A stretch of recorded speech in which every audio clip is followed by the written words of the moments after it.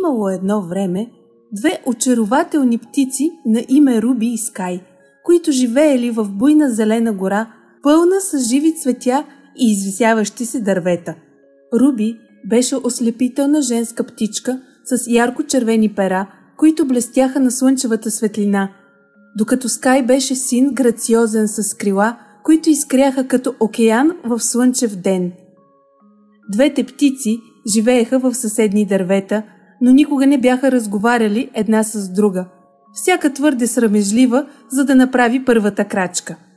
Руби прекарваше дните си в прелитане от клон на клон, пеейки сладки мелодии, носещи се от ветреца, докато Скай обожаваше да изследва гората, събирайки лъскави камъчета и дрънкулки, за да украси гнездото си. Един дъждовен следобед, докато гората се напояваше с подхранващите капки от небето, Руби реши да се подслони под голямо листо. Там се прибра на топло и изчака бурята да отмине. За нейна изненада Скай също се подслони наблизо, опитвайки се да избяга от дъжда. Погледите им се срещнаха и в този момент между тях пламна искра. „Здравей!“ изчуролика срамежливо Руби, сърцето й трептеше от вълнение. „Здравей!“ отвърна Скай, също толкова нервен, но развълнуван да я види. „Обичам твоята песен. Озарява дори най-мрачните дни“, каза той. Руби се изчерви от комплимента и каза: „Благодаря ти! Винаги съм се възхищавала на красивите ти пера.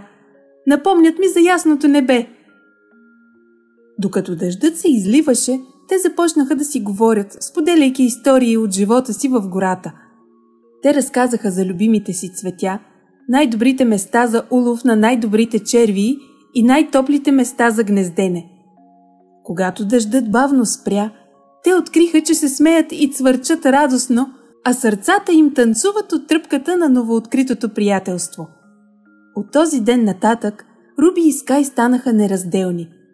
Те изследваха гората заедно, летяха през огрените от слънце поляни и се провираха между високите дървета.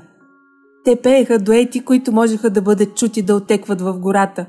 Гласовете им се смесваха хармонично, създавайки мелодии, които улавяха същността на тяхната разцъфтяваща любов. Един ден, докато двете птички си почиваха на клон с изглед към малко поточе, Скай събра смелост и каза: „Руби“, каза той тихо, „донесох ти нещо.“ Той разкри колекция от блестящи камъчета, които е събрал от своите приключения. „Това ми напомня за моментите, които сме споделяли заедно“, каза той. „Ще украсиш ли гнездото си с тях?“ Очите на Руби изкряха от радост, когато тя прие жеста. „О, Скай, за мен ще е чест да имам тези камъчета в гнездото си. Те винаги ще ми напомнят за теб и нашите красиви спомени.“ Със смяната на сезоните, любовта им ставаше все по-силна. Те свиха заедно уютно гнездо, оплетено с цветя и лъскавите камъчета, събрани от Скай. Всяка сутрин те поздравяваха слънцето с песните си, а всяка вечер се гушкаха, споделяйки истории от деня си. И така, в сърцето на оживената гора, Руби и Скай заживяха дълго и щастливо, а любовта им оттекваше сред дърветата, красиво напомняне, че най-добрите приятелства често прерастват в дълбоко съкровенна любов. Край.